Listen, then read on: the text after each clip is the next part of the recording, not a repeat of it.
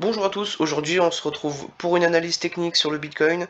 Je vais vous expliquer mon plan pour ces prochains jours, ou du moins le plan qui a le plus de probabilité pour moi d'arriver. On ira voir les liquidations sur CoinGlass et les spreads. C'est parti. Alors premièrement, bienvenue sur cette vidéo. Désolé si le son est moins bien que d'habitude. J'ai changé de micro, du coup bah, je fais un peu des tests. Ce soir à 22 h, on a Trump qui va parler.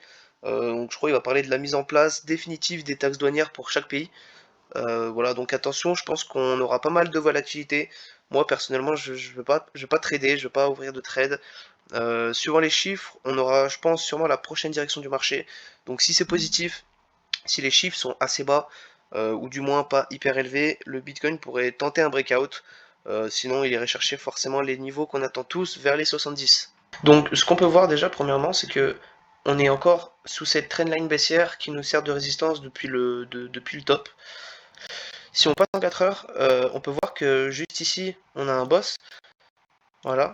On a fait une clôture en dessous de l'ancien plus bas. Donc la petite tendance haussière qu'on avait juste ici s'est transformée en tendance baissière.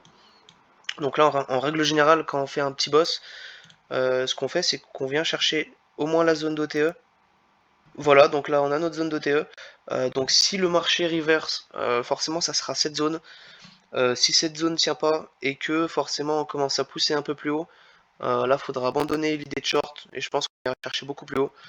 Mais si on a un setup et qu'il n'y ait pas beaucoup de gens qui long, enfin, qu'il n'y ait pas beaucoup de gens qui short, pardon, on pourra potentiellement trouver un short. Surtout que juste ici, on peut voir qu'on a un equal low. Voilà, on a pas mal de liquidité à la baisse. Voilà, c'est tout ce que j'ai à dire pour l'instant sur Bitcoin. Ok, donc là on se retrouve sur CoinGlass, sur la carte thermique des liquidations.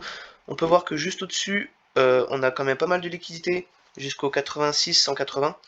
Et que les prochaines, donc là on a quand même un beau cluster vers les 89 000. Donc voilà, c'est quand même, on a quand même pas mal de chances d'y retourner, mais voilà, ça se tient quand même dans les scénarios. On se retrouve sur CoinGlass toujours, sur les super charts. Donc là, ce que je vais vous montrer tout simplement, c'est que quand on va arriver dans cette zone d'OTE, ça sera sûrement dans l'après-midi ou en début de soirée.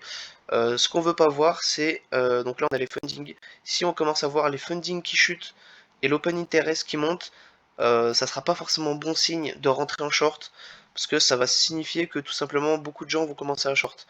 Et si beaucoup de gens commencent à short, forcément le marché ira directement les liquider. Donc voilà les gars, c'est tout pour moi, la vidéo elle est terminée. N'oubliez pas, ce soir à 22 h, heure française, il y a Trump qui va parler. Voilà, n'oubliez pas de suivre ce qu'il dit, c'est quand même vachement important, surtout si vous êtes en position. Moi je vais vraiment pas trader, sauf si on a un joli setup dans cette zone et que bah, je vois qu'il n'y a pas énormément de shorts qui s'ouvrent. Je pense que je tenterai. Mais si je vois qu'il y a beaucoup de shorts qui s'ouvrent et que le setup est pas ouf, franchement, je mettrai clairement pas ma bille, je mettrai clairement pas ma main à couper, que on va descendre chercher ses liquidités, vu que bah, on sera déjà sur un break de la trendline. Donc voilà, franchement, à suivre. Sur ce, si vous avez aimé la vidéo, n'hésitez pas à mettre un petit like, ça m'aide beaucoup, surtout pour la chaîne.